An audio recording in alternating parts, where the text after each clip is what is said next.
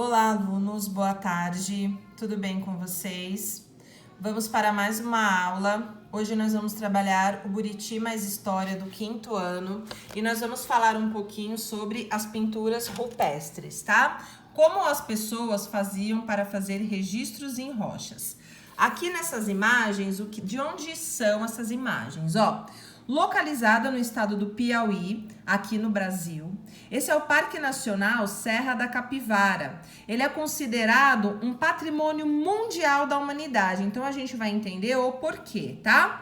Ele abriga centenas de sítios arqueológicos, onde tem toda a história dos nossos antepassados, dos povos antigos, e muitos deles com pinturas rupestres, que eram feitas em rochas e trazem registros valiosos sobre os primeiros grupos humanos que vieram na região. Então, como que essas pessoas faziam os registros, né? Antigamente, na época dos povos antigos, das formações dos primeiros povos, não havia a escrita que nós conhecemos hoje e tampouco eles falavam a nossa língua. Mas eles tinham que arrumar algum jeito, alguma forma de fazer os seus registros. Então eles costumavam fazer essas pinturas, tá? Nas paredes das cavernas, nos tetos, e isso virou uma história para a gente conhecer. São os registros que faz com que conheçamos os nossos antepassados, esses povos antigos, tá bom? Então aqui, nós temos uma imagem, vamos ver aqui a legenda. Os registros mais antigos encontrados no Parque Nacional da Serra da Capivara foram feitos há milhares de anos. O local reúne vestígios das ocupações humanas mais antigas de que se tem notícia na América do Sul, que é onde nós moramos aqui no Brasil, que fica na América do Sul. As pinturas eram feitas nas paredes e no teto de grutas e cavernas, tá? Então, olha só que legal. Vamos observar aqui, o que nós temos. Para fazer os registros, foram utilizados instrumentos variados. Então, os espinhos finos e pontiagudos eram usados para produzir traços finos e desenhos pequenos. As tintas também eram aplicadas nos desenhos, usando-se tubos feitos de ossos, por meio das quais a tinta era soprada na parede. Então, olha só que legal.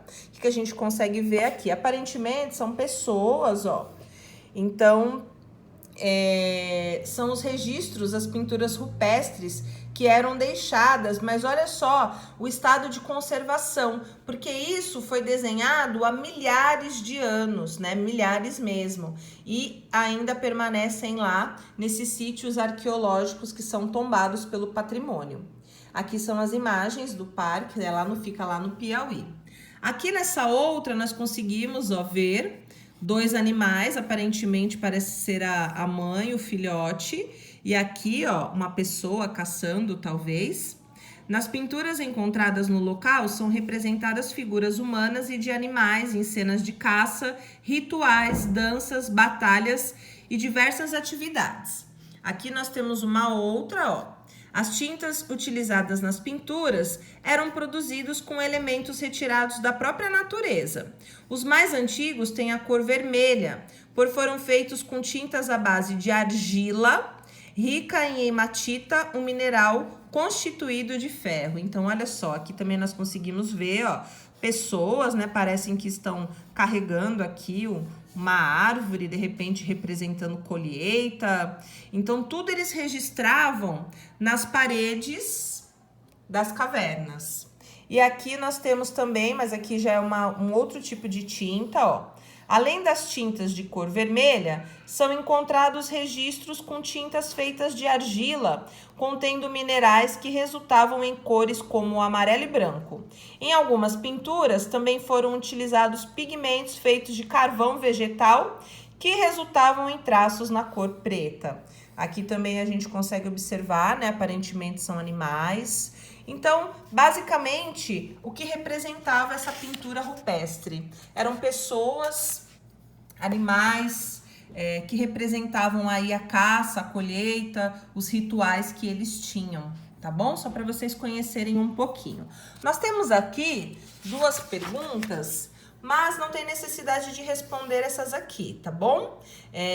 Nós vamos só para a página 29 e vocês vão responder a página... desculpa, nós vamos para a página 30 e vocês vão responder aí a página 31. Nós vamos para o capítulo 4 e vamos falar sobre registros de memória, a cultura material.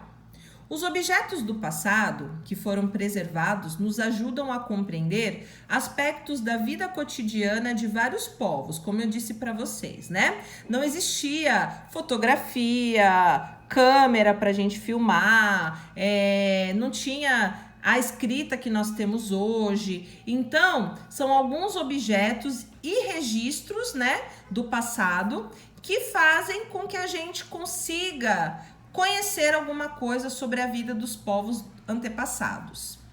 Objetos variados, como itens de vestuário e enfeites, recipiente de uso cotidiano ou religioso, construções públicas e moradias, instrumentos de caça ou festivos, podem fornecer informações sobre o modo de vida em outros tempos e espaços e fazem parte da memória de um povo.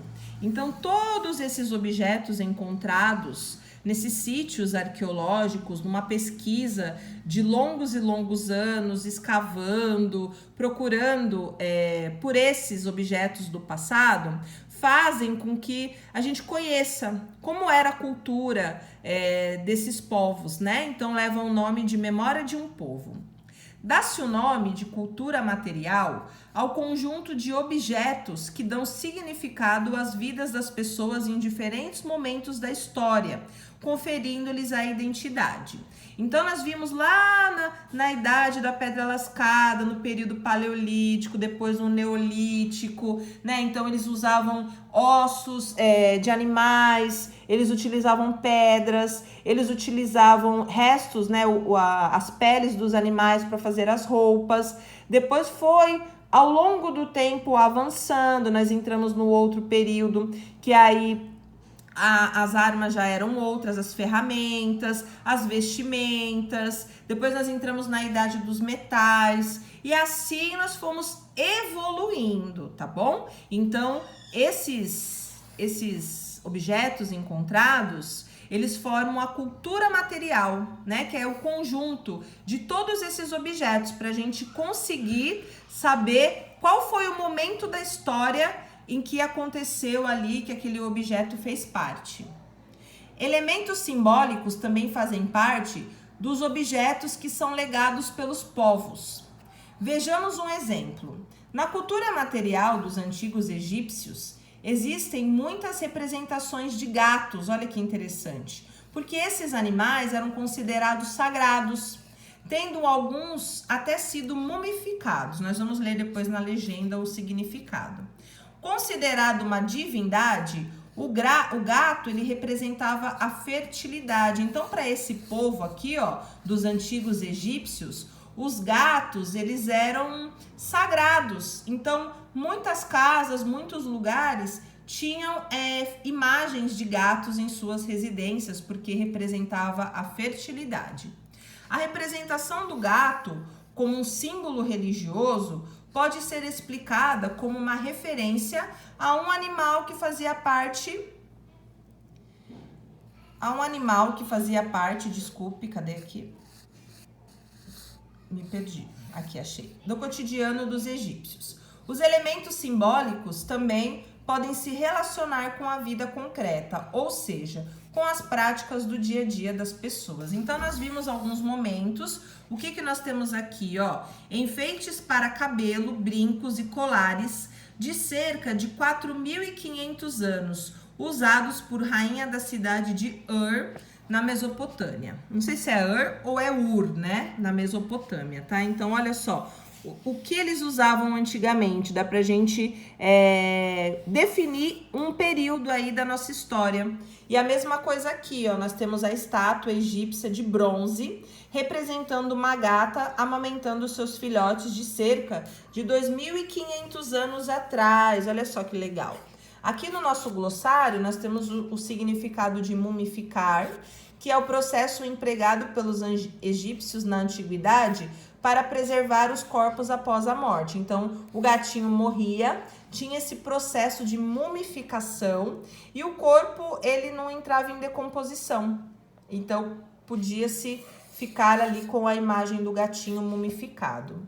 E o legado é aquilo que é herdado, transmitido a outras gerações, ok? Feito isso, feito a leitura do início aqui do capítulo 4 na nossa página 30, vocês vão responder o estudo do texto da página 31. Então, vocês vão responder só a 1 e a 2, tá bom? A 3 aqui, ó, reúna-se em grupo com os colegas, não precisa fazer. Vocês vão explicar o que é cultura material e vão dar exemplos. E aqui vocês vão observar a imagem da figura 2 e vão responder quais elementos simbólicos estão representados pela figura da divindade. Vocês leiam a legenda para conseguir responder, tá bom? Qualquer dúvida me chamem, beijos para vocês e boa aula.